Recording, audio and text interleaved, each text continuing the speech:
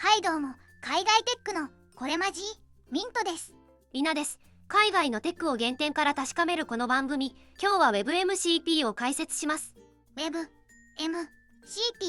呪文っぽい名前が出てきたね。先に実物を見せます。8月6日、クラウドフレアがスイッチを入れるだけであなたのサイトを AI エージェント対応にしますという発表をしました。ページに足されるのはこのタグ一つだけです。これだけ？サイト側は何も書き換えないの？サイトを作っている側は何もしません。配信の通り道でこの1行が足されるだけ。それで AI エージェントがそのサイト、画面を見て手探りする代わりに渡された道具を呼び出す形で使えるようになります。待って、今の AI って手探りでサイトを使ってたの？そうなんです。実は今の AI エージェントはかなり無理をして Web を使っています。まずそこから見るとこの仕組みのありがたみがわかります。よし、順番に行こう。ブラウザで動く AI エージェントにこのホテルを予約してと頼んだ時、中で何が起きているか AI はページのスクリーンショットや構造を読んで、多分これが検索ボックス、多分このボタンが次へと推測しながら人間のふりをしてクリックと入力を繰り返します。人間のふりか。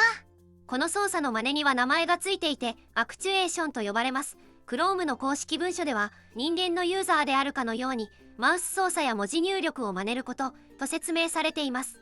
それ、初めて行った温泉旅館で館内の地図なしにお風呂を探すみたいなものじゃない？いい例えです。見た目だけを頼りに進むので遅いし、よく間違えます。ページのデザインがちょっと変わるだけで迷子になりますし、多分これの推測を毎回 AI にやらせるので、考えるためのトークンを移動のために燃やし続けます。左が今の姿です。画面を見て推測してクリックする。ボタン一つ押すにも何段階も推測が入って、そのどれもが外れうる。右はメニューを受け取って注文してる。これが WebMCP の発想です。サイトの側からうちでできることはこれですと道具のリストを最初に渡してしまう。でもさ、そもそもなんで AI は手探りなんてしてるの？サイトに聞けばいいのに。聞き方の共通ルールが今までの Web に存在しなかったからです。Web は向こう側にいるのは人間だという前提で30年作られてきました。読むのもクリックするのもフォームを埋めるのも人間。AI は後から来た客なので人間用の入り口から入るしかなかったんです。なるほど、入り口が1個しかなかったんだ。そこで AI 用の入り口を Web の標準として作ろうというのが WebMCP です。第2章で中身を見ましょう。レストランで考えると分かりやすいです。今の AI は初めての店で厨房を覗き込んで、あの鍋は多分スープと推測している客です。WebMCP のある店は席に着いた瞬間にメニューを渡してくれます。メニューがあればこれくださいで済むもんね。そのメニューの一品一品を WebMCP ではスルと呼びます。実際にサイトがツールを登録するコードを見てみましょう。一見難しそうですが、書いてあることは4つだけです。上から順に読みますね。まずネームとディスクリプション、料理名と添える説明文です。商品検索、キーワードで商品を探せますのように AI が読んでわかる言葉で書きます。このインプットスキーマは注文の書式です。注文にはキーワードを一つ添えてくださいという指定ですね。書式が決まっているので AI が注文を間違いにくくなります。そして最後のエグゼキュートが厨房、実際に動く中身です。ここにはサイトがもともと持っている検索機能をそのままつなぎます。あれ？ってことはサイトは新しい機能を作らなくていいの？そこがポイントです。すでにある機能に AI が読める名札をつけて差し出す発想なんです。複雑なサイトでは手直しもいりますが、ゼロから作り直す話とは別物です。ちなみにコードを書かずに HTML のフォームへ印をつけるだけの書き方も用意されています。ふむふむ。で、これ誰が決めてるルールなの？仕様のエディターを務めているのはマイクロソフトと Google のエンジニアたちで、 W3C という Web 標準の団体のコミュニティグループで議論されています。ただまだ標準には届いていません。今は草案の段階で正式な標準化の手続きにも入っていない生まれたての提案です。生まれたてって感じが出てるエピソードとかあるの？あります。この API 置き場所が最近引っ越したんです。最初はナビゲーターという場所にぶら下がっていたのが途中でドキュメントの下に移りました。家で言うと玄関の位置が住んでる途中で変わったくらいの動きです。工事中の家じゃん。そのくらい設計が動いているということです。今は Chrome が試験運用として一部の開発者に開放していて、実際のサイトで試せる期間が設けられています。じゃあ普通の人のブラウザではまだ動かない？ほぼ動きません。今日の話はもう使える便利機能の紹介というより、Web の土台が変わり始めた現場からの中継だと思って聞いてください。ところでさ、MCP って名前、AI に道具をつなぐ企画として聞いたことある気がする。それと何が違うの？いい質問です。MCP はモデル、コンテキスト、プロトコルの略で、AI に道具を渡すための共通規格。これ自体はすでに広く使われています。ただ、今までの MCP の道具は、ページの外側、多くはどこかのサーバーの中で動いていました。遠くというと？例えばクラウドで動いている AI エージェントに、このサービスで作業してと頼む場合、エージェントの側にパスワードや API キーといったあなたの鍵を持たせる形が多くなります。鍵を持った代理人があなたの見えないところで作業するわけです。見えないところで自分の鍵が使われるの、ちょっと怖いね。そこが WebMCP の設計で一番効いてくるところです。WebMCP の道具はあなたのブラウザの中、今開いているそのページの中で動きます。使用書には WebMCP を使うページは道具をブラウザ側で実装する MCP サーバーとみなせるとあります。ページ自体が道具箱になるんです。ブラウザの中で動くと何が嬉しいの？3つあります。まず、遠くのエージェントに鍵を渡さずに済むログイン済みのブラウザの中で動くので、いつものセッションをそのまま活かせます。次に、目の前で動くページの UI と連動する道具なら AI がやったことがそのまま画面に出るので、途中でここは自分でやると引き取れます。人間と AI が同じ画面を共有して一緒に作業する形になります。最後にサイト側の事情です。道具を見つけるにはエージェントが実際にそのページを開きに来る必要があります。クローラーに中身を持っていかれる形と違って訪問者は自分のサイトに来てくれます。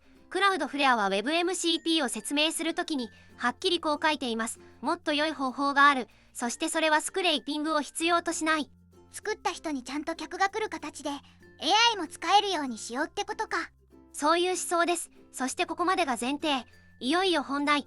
クラウドフレアが何をしたかです。やっと来た。WebMCP には弱点がありました。使用書や Chrome の文書も認めている点で、サイト側が実装しないと始まらないことです。メニューを書くのはお店の仕事ですから。せっかくの仕組みもお店が乗ってくれないと絵に描いた餅だもんね。そこでクラウドフレアです。8月6日に発表された開発者プレビューは、ダッシュボードのスイッチを入れるだけで、そのサイトに WebMCP のメニューを持たせます。サイト側のコードや配備はそのままです。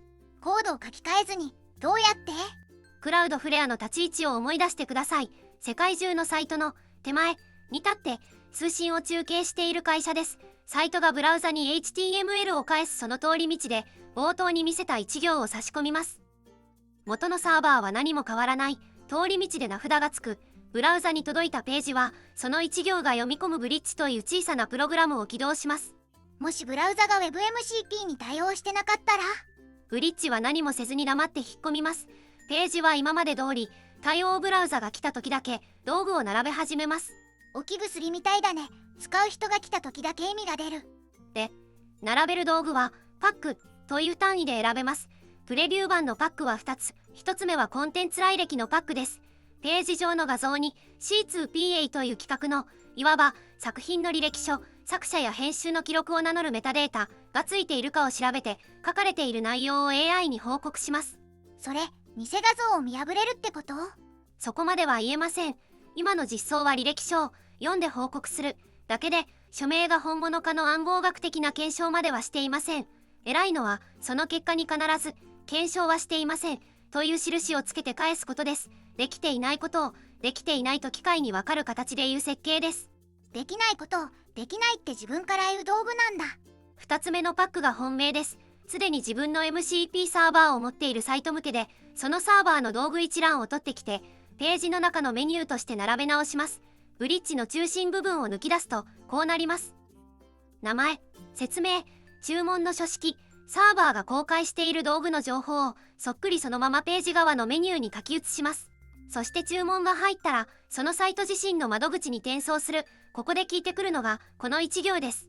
クレデンシャルズがセイム、オリジン。ブラウザが普段この通信につけているクッキーなどの視覚情報をそのまま使う指定です。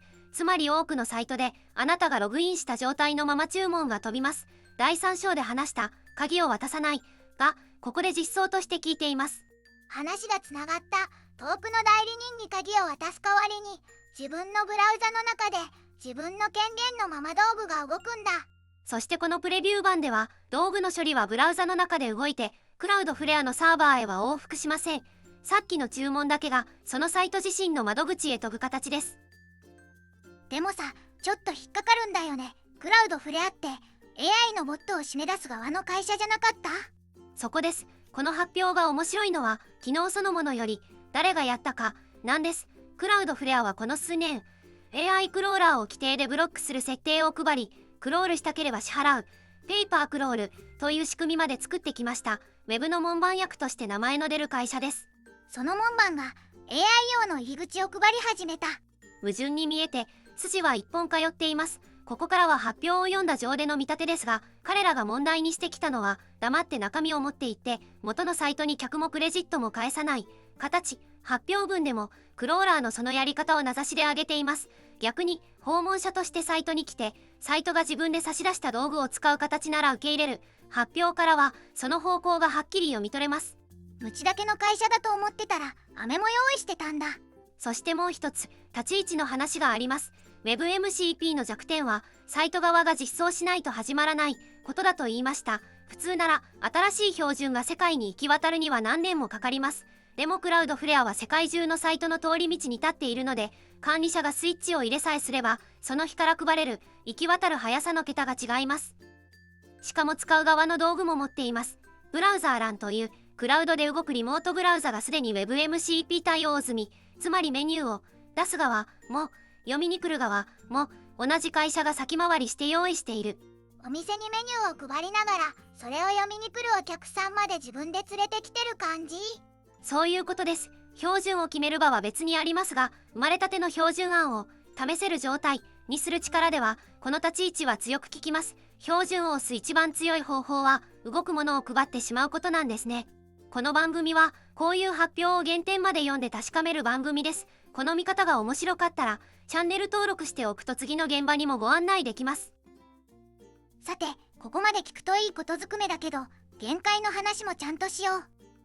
4つあります。1つ目、今日の一般ユーザーのブラウザではまだほぼ動きません。Chrome の試験運用に参加した環境だけの世界です。2つ目、クラウドフレアの提供は開発者プレビューでパックも2つだけ、しかも変わるのは管理者が自分でスイッチを入れたサイトだけです。3つ目、安全の議論が現在進行型です。使用書自身が道具の説明文に悪意ある指示を仕込む攻撃や道具が必要以上の個人情報を要求する危険を未解決のリスクとしてわざわざ見出しを立てて論じています。問題を隠さず使用書に書いてあるのは健全ですが、答えが出たわけではない。例えば冒頭のホテルなら検索のつもりの注文が予約の確定まで走らないかという取り違いの問題です。使用側にもこの道具は読み取り専用と印をつける仕組みが入り始めていますが、議論は続いています。4つ目、標準としてはまだ草案です。 API の置き場所が引っ越すくらい設計が動いているので、今日のコードが1年後もそのまま動く保証はありません。それでも今日この話をする価値があると思った理由は？方向がはっきり見えたからです。マイクロソフトと Google のエンジニアが仕様をまとめ、Chrome が試験の場を開き、クラウドフレアがオプトインの配布経路を作った Web は人間専用という30年の前提が当事者たちの手で変わり始めています。ブラウザが AI にとっての仕事場になっていくんだね。クラウドフレアの言い方を借りれば、ブラウザは MCP が動くもう一つの場所。サイトを作る側の人は自分のサイトのメニューに何を載せるか考え始めてもいい時期だと思います。私のサイトならメニューの最初の一品はミントを褒めるツールだね。 AI に褒められて嬉しいですか？人間のみんなコメント欄で褒めてくれてもいいんだよ。ということで、自分のサイトに AI 用のメニューを置きたいか置きたくないか、皆さんの考えをコメントで聞かせてください。チャンネル登録もよろしくお願いします。それではまた次の動画でバイバイ。